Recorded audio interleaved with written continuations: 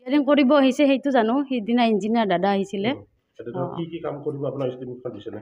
নাই নাই এষ্টিমেটটো তেওঁ বিষয়ে অৱগত হয় না মই ভালদৰে জানা, তেওঁ অফিচিয়েলি তেওঁলোকক কপি হেৰি কৰিব। ঠিকাদাৰৰ মই মতালি প্ৰধান শিক্ষয়িত্ৰীয়ে নাজানে একশ্যন প্লেন। বিদ্যালয় ৰিপেয়াৰিঙৰ কামত ঠিকাদাৰেই উঠি ৰজা বহি ৰজা। বিদ্যালয়ত চলি আছে ৰিপেয়াৰিঙৰ কাম।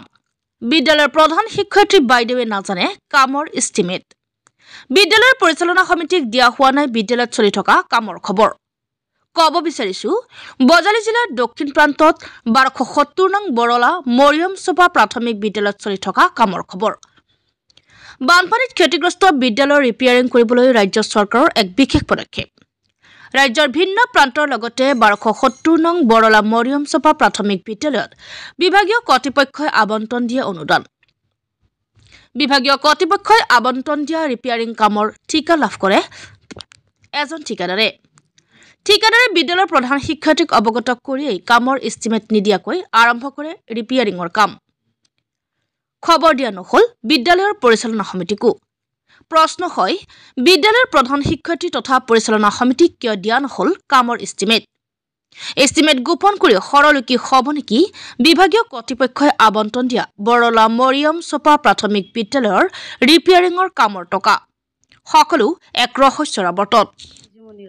আপুনি কোনখন স্কুলত কাম কৰে? 1270 বৰলা মৰিয়ম চোপা প্ৰাথমিক বিদ্যালয়। ইয়াতে এটা ৰিপেয়াৰিং কাম চলি আছে, এই বিষয়ে আপুনি অৱগত হয় নে নহয়? ৰিপেয়াৰিং কৰিব আহিছে সেইটো জানো, সিদিনা ইঞ্জিনিয়াৰ দাদা আহিছিলে।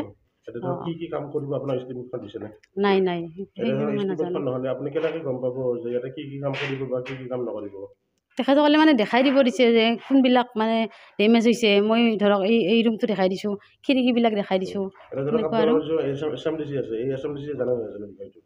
সেইটো অৱগত হোৱা নাই। মানে আপোনালোকক মানে এষ্টিমেট নিদিয়াকে বা অৱগত নোহোৱাকৈ ইঞ্জিনিয়াৰে কাম কৰি আছে ইয়াতে। মোৰ নাম ৰাতুল হুছেইন। এই যে স্কুলৰ যে কামটো কৰি আছে ৰিপেয়াৰিং কাম, এইটো আপুনি ক'ৰ পৰা পাইছে? এইটো আমাৰ PWD বৰপেটা বিল্ডিং ডিভিজন। এতিয়া মানে স্কুলৰ মানে কৰ্তৃপক্ষৰ কথাটো জনোৱা নাই নেকি যে আপুনি ইয়াতে কাম কৰিব বা নকৰিব? মানে কি কাম কৰিব এষ্টিমেটটো আপুনি দিছে নে মানে বাইদেউ? নাই, এইবিলাক অফিচিয়েলি আমাৰ গোটেইখিনি আছে। এষ্টিমেট অৰ্ডাৰ কপি গোটেইখিনি আমাৰ আছে। অফিচৰ পৰা মই বাইদেউ হেণ্ড অভাৰ কৰিম বুলি মই কৈছোঁ গোটেইখিনি। আৰু এইটো আমাৰ বৰপেটা REDF-ৰ স্কিমৰে কাম হয় এইটো আপোনাৰ। মানে এটা কথা হ'ল কি, আপুনি এখন স্কুলত কাম কৰিব, এখন স্কুলৰ হেড আছে বা এখন স্কুলৰ এখন SMDC আছে, নিশ্চিতভাৱে কথাখিনি ক'ব লাগিব যে কি কাম কৰিব, কি কাম নকৰিব। আপুনি এইটো কামটো কৰি ইয়াৰ পৰা ওলাই যাব, তেওঁ বা কি জানিব কি কাম আছিলে কি কাম নাছিলে, তেওঁতো জবাবদিহি হ'ব নোৱাৰিব নহয় পিছত। নাই জবাবদিহিটোতো হ'ব নোৱাৰে। তেওঁ আমাৰ সেইদিনাখন ইঞ্জিনিয়াৰ আহিছে, আমাৰ চাইছে, ছাইটটো দেখাই দিছে, বাইদেউৰ লগত ফটো উঠি গৈছে, বাইদেউ আছে, উঠি বা এনেকুৱা মেইনটেনেঞ্চৰ কাম হ'ব। মানে কথাটো কি মানে আল্টিমেটলি বাইদেউ জানে নেকি যে ইয়াতে যে মানে এনেকুৱা এটা কাম হ'ব বা কি কাম হ'ব বা ৰিপেয়াৰিঙৰ যে কাম হ'ব সেইটো বাইদেউক অৱগত কৰাইছে। আমাৰ ইঞ্জিনিয়াৰ আহিছে, ছাইট ভেৰিফিকেশ্যন আহিছে, মোৰ তাত বা তেওঁৰ ফটো আছে, উঠা এইবিলাক আছে গোটেইখিনি। কি কাম হ'ব এইটো বাইদেউ জানে তাৰমানে? এটা কামখিনি যে ৰিপেয়াৰিং কাম, তাৰমানে যিবিলাক ফ্লাডত ডেমেজ হৈছে আপোনাৰ ফ্ল'ৰৰ পৰা বা কালাৰৰ পৰা দৰ্জা খিৰিকীৰ এইবিলাকৰ পৰা এইবিলাক কাম হ'ব।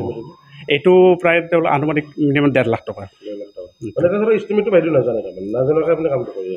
নাই, এষ্টিমেটটো তেওঁ বিষয়ে অৱগত হয় না মই ভালদৰে জানা, তেওঁক অফিচিয়েলি তেওঁলোকক কপি হেৰি কৰিব চাগে ইঞ্জিনিয়াৰে হেণ্ড অভাৰ কৰিব। এতিয়া আমাৰ তাত কিছুমান কপি আছে, সেই মোৰ কামটো কৰিছোঁ, তেওঁক জনাই দি ইঞ্জিনিয়াৰে আমাক কৰিব দিছে। এটা বৰ্তমানৰ কথাটো মই তেওঁক নাজানো। তেওঁক আমি এইটোৱে জনাইছোঁ যে আমি এটা কাম কৰিম, ইঞ্জিনিয়াৰ আহিছে, ৰিপেয়াৰিং কাম এটা হ'ব বা সেই কামখিনি আমি কাম কৰিব সেইটো জনাইছে নে? এইটো ফ্ল'ৰৰ মানে কালাৰবিলাক, খিৰিকীবিলাক যদি কিবা ডেমেজ হৈ আছে, ফ্ল'ৰবিলাক যদি কিবা ডেমেজ হৈ আছে, এনেকুৱা ধৰণৰ এইবিলাক জানে, এইবিলাক কোৱা গৈছে তাৰমানে, বা বাইদেউ ধৰিছোঁ বা ইঞ্জিনিয়াৰো জনাই দিছে, বা ফ্ল'ৰবিলাক মানে REDF-ৰ স্কিম যিবিলাক মানে ডেমেজ হৈ গৈছে আপোনাৰ আল্টিমেটলি, সেই ডেমেজ হোৱা কামবিলাক বানপানীত যিবিলাক ডেমেজ হৈছে বা কিবা হৈছে এনেকুৱা টাইপত। আৰু এই কামটো মই আমি হেৰি হিচাপতহে লৈ আছোঁ, মেইনলি মোৰ সহযোগী হিচাপত আমি একেলগে লগ হৈ আমি কৰি আছোঁ। আৰু মেইন অৰ্ডাৰটো আছে মোৰ আব্দুল হাছিম বুলি মোৰ বন্ধু, তেওঁৰ নামতে আছে, আমি একেলগে কৰি আছোঁ।